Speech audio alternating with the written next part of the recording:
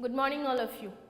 तो आज हम लोग पढ़ने वाले हैं एक ऐसे इंसान के बारे में जिसको हम चाहते हुए भी नहीं भुला सकते, जो हमारे देश के लिए बहुत कुछ किए हैं, वैज्ञानिक के रूप से, एक इंजीनियर के रूप से और एक राष्ट्रपति के रूप से।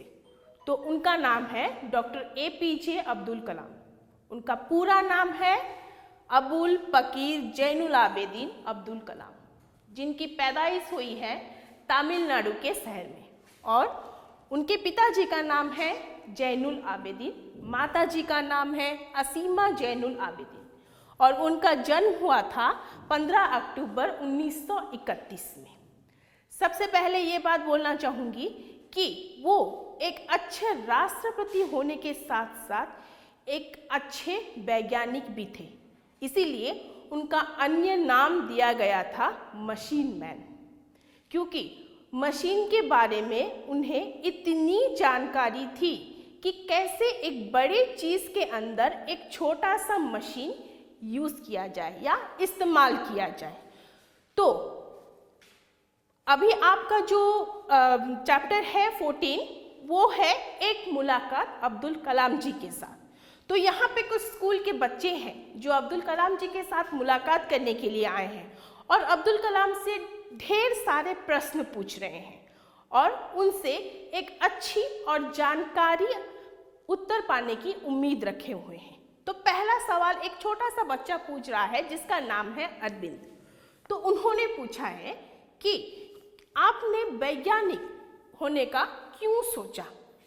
तो अब्दुल कलाम जी ने पहले ये बताया कि जब मैं पहली कक्षा में पढ़ रहा था तब मेरे एक शिक्षक थे जिनका नाम था शिव सुब्रमण्यम, और उन्होंने उन्हें पहले वैज्ञानिक कैसे बनते हैं उसका तरीका समझाया। उन्होंने पहले बच्चों को ये सवाल किया कि एक पक्षी कैसे इतनी ऊंचाई उड़ सकती है। तो शिक्षक ने सोचा कि बच्चों को कहने से कोई फायदा नहीं होगा जब तक उन्हें ना दिखाया जाए।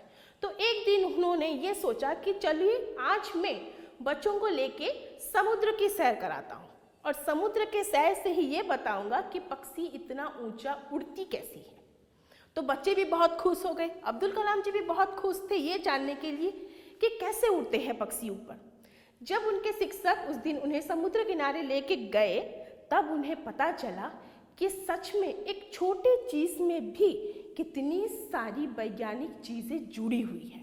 तो तभी से उनके अंदर एक वैज्ञानिक होने का उत्सुकता जाग उठा।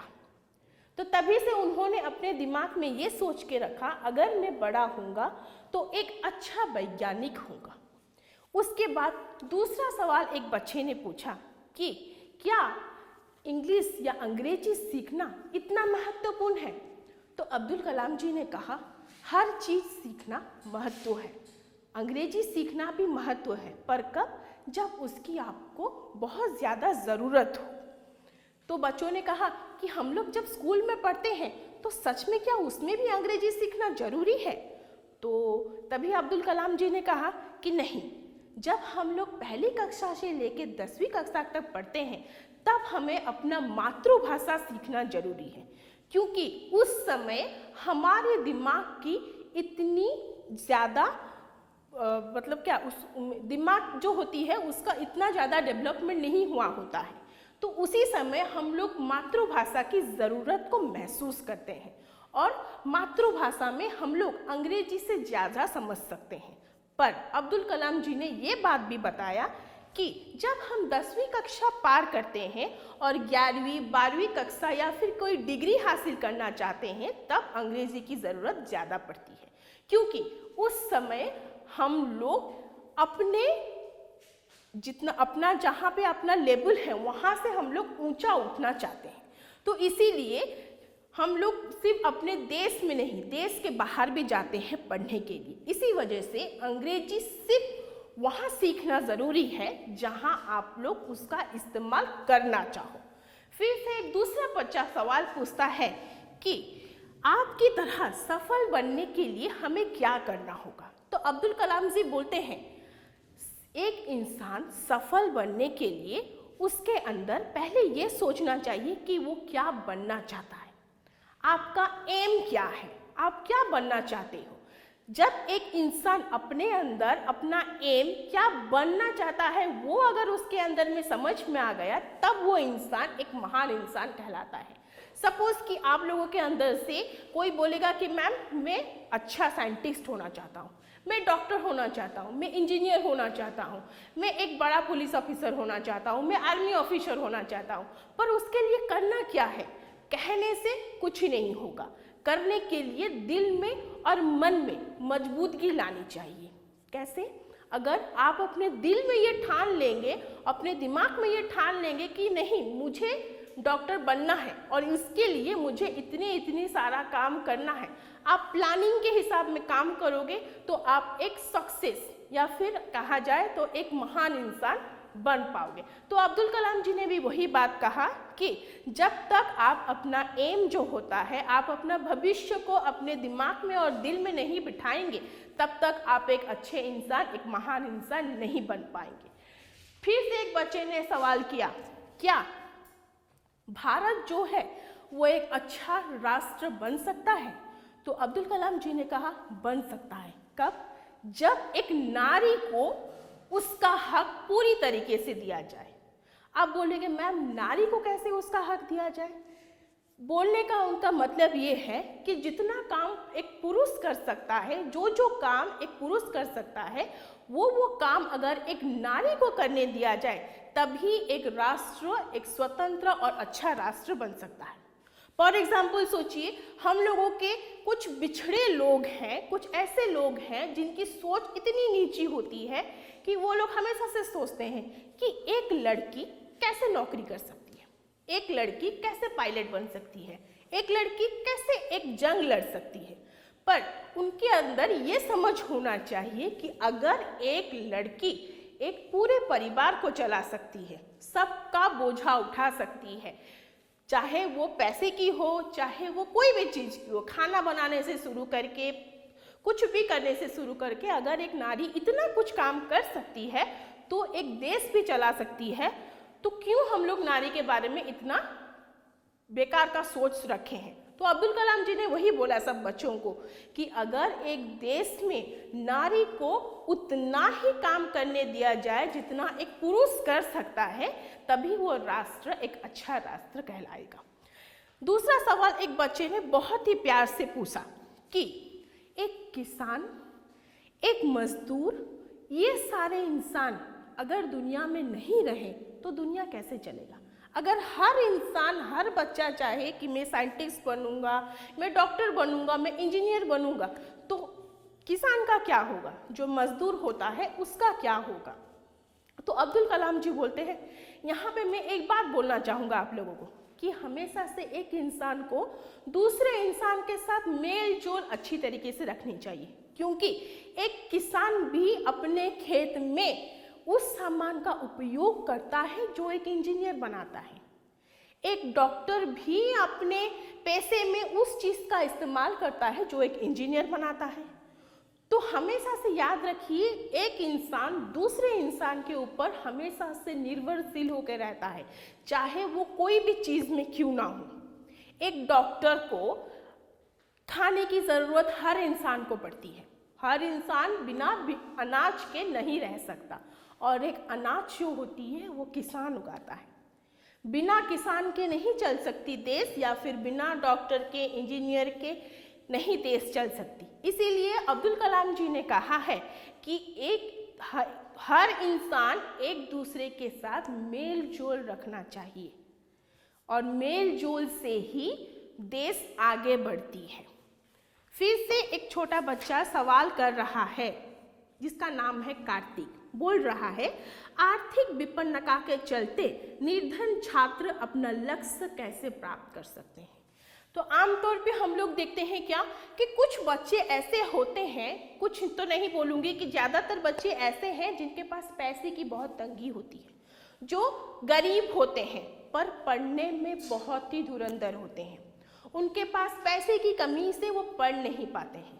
तो कुछ बच्चों ने प्रश्न किया अब्दुल कलाम जी से कि वो बच्चे जो पढ़ना चाहते हैं, अच्छा पढ़ते हैं, पर उनके पास पैसों की बहुत कमियां होती हैं, तो उन्हें कैसे आगे बढ़ाया जाए। तो अब्दुल कलाम जी ने कहा उन बच्चों को पैसों की ज़रूरत नहीं पड़ती है, क्योंकि उनके अंदर इतनी टैलेंट होती है। बोला जाए तो उनके पढ़ाई में इतनी चीज़ होती है, उनके पैसे की जो तंगी होती है वो दूसरे इंसान देते हैं। दूसरे इंसान कैसे देते हैं? एक है आपका स्कॉलरशिप, जिसको बोला जाता है वृत्ति परीक्षा, वृत्ति परीक्षा बोला जाता है। तो स्कॉलरशिप में बच्चों को करना क्या है? सिर्फ तकलीफ करके, मेहनत करके पढ़ना है, और बाकी का काम उनका सरकार करता है। और क्या है? जो होता है आपका बैंक में ऋण की व्यवस्था। ऋण का मतलब जो आप लोग को बोलते हैं आमतौर पे एजुकेशन लोन। तो जो बच्चे पढ़ाई में अव्वल दर्जे में आते हैं लेकिन उनको पैसे की कमियां रहती हैं, उन बच्चों के लिए सरकार ने एक अच्छा तरीका ढूंढ के निकाला है, जो है एजुकेशन लोन या फिर शिक्षक ऋण या फिर पढ़ने का ऋण जो होता है। बच्चों को करना क्या होता है? सिर्फ अपना पढ़ाई के ऊपर ध्यान रखना रहता है, बाकी का काम उनका सरकार या फिर वो जिस कॉलेज में या स्कूल में पढ़ना चाहते हैं वहाँ के लोगों का काम होता है उनको पैसे देना, और इनका काम है सिर्फ और सिर्फ पढ़ाई करना, जिसके जरिए से वो आगे बढ़ सकेंगे। आखिरी प्रश्न है नंदिता नामक एक लड़की का, जो अब्दुल कलाम से पूछ रही है कि रक्षा की दृष्टि में 2020 में सेना में महिलाओं की क्या भूमिका होनी चाहिए। आमतौर पे मैं जैसे पहले आपको बता चुकी हूँ कि एक महिला जो होती है वो हर काम में धुरंधर होती है। आप माने या ना माने, कुछ लोगों का मानना है कि एक महिला वो काम कर सकती है जो एक पुरुष नहीं कर सकता, और कुछ लोगों का मानना है कि लड़कियों की पैदाइश अच्छी नहीं होती है। कुछ बिछड़े लोग हैं जो बोलते हैं जिनके घर में लड़कियां होती हैं, पैदा होती हैं, उनका घर क्या होता है? खत्म हो जाता है, उनका कोई वजूद ही नहीं रहता है। पर कुछ लोगों का मानना ऐसा है कि लड़कियां जो होती है वो घर की लक्ष्मी होती हैं, और उनके साथ साथ वो वैसा काम भी कर सकती हैं जो पुरुष के पास वो काम नहीं होता है करने के लिए। तो अब्दुल कलाम जी एक अच्छी बात बोल रहे हैं कि इनमें कोई संदेह नहीं है कि किसी भी राष्ट्र की सुरक्षा एक महत्वपूर्ण मुद्दा होता है।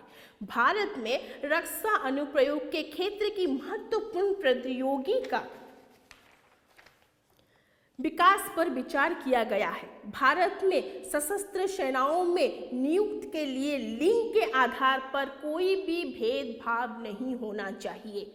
लिंग का मतलब ये है, वहाँ पे नहीं देखा जाएगा कि आप लड़का हैं या आप लड़की हैं, सिर्फ आप क्या काम कर रहे हैं, कितना काम कर रहे हैं, वो काम लोगों के लिए कितना अच्छा है, देश के लिए कितना अच्छा है, उसके ऊपर देखना चाहिए, ना कि ये देखें कि वो लड़का है या लड़की है। उसके बाद वो बोलते हैं कि राष्ट्रीय रक्षा क्षमता और बुद्धि के लिए महिलाएं उच्च स्तर सामरिक सेना बहुगुण उपकरण पर कार्य करते भी अपना सहयोग दे सकती हैं। तो आखिरी वर्ड उनका ये था कि 2020 तक वो राष्ट्र को अच्छा राष्ट्र तब बनाएंगे जब एक महिला सेना में भी रह पाएगी और अपने देश के लिए काम कर पाएगी। तो अब्दुल कलाम जी जो थे उन्होंने बच्चों को इस तरीके से समझाया कि वो समझ पाए। तो बच्चों का आखिरी प्रश्न था कि हमें आपके जैसे बनने के लिए क्या करना चाहिए। तो अब्दुल कलाम जी बनने के लिए हैं, बोल रहे हैं बच्चों को कि मैं जो बना हूँ उसको बनने के लिए मैंने अपने दिल और दिमाग दोनों को ही एक साथ करके चलाया है। कभी कभी ऐसा होता है क्या कि मेरा दिल एक बात बोलता है और मेरा दिमाग एक बात बोलता है। क्यों होता है ऐसा? क्योंकि या तो मेरे दिमाग में इतना जोर नहीं है कि वो मेरे दिल की बात सोच पाए, या फिर दिल में इतनी हिम्मत नहीं है कि दिमाग की बात को सही साबित कर पाए। तो उस समय आपको करना क्या चाहिए? थोड़े वक्त के लिए आप शांत किसी जगह पे बैठ जाइए और 5 मिनट के लिए सोचिए कि कौन सा चीज़ अच्छा है। जो चीज़ आपको अच्छा लगता है आप वो चीज़ करिए। यहाँ पे आप मत सोचिए कि दूसरे क्या सोचते हैं आपके बारे में। यहाँ पे सोचिए कि क्या आप जो कर रहे हैं वो सही कर रहे हैं। अगर आपका दिल और दिमाग उस समय पे आपको सही सूचक दे कि नहीं, दोनों एक साथ बोले कि नहीं ये अच्छा है और ये गलत है, तभी आपको उसके अंदर से चुनना होगा कि क्या आपको करना चाहिए और क्या आपको नहीं करना चाहिए। तो ये था आपका अब्दुल कलाम जी के साथ कुछ बच्चों के बारे में। अब्दुल कलाम जी कुछ बच्चों का सवाल का प्रश्न का उत्तर दे रहे हैं। तो बाकी चैप्टर का रह गया है, मैं आपको उसको दूसरे अध्याय में पढ़ाऊंगी। आज का काम यहीं पे खत्म करती हूँ।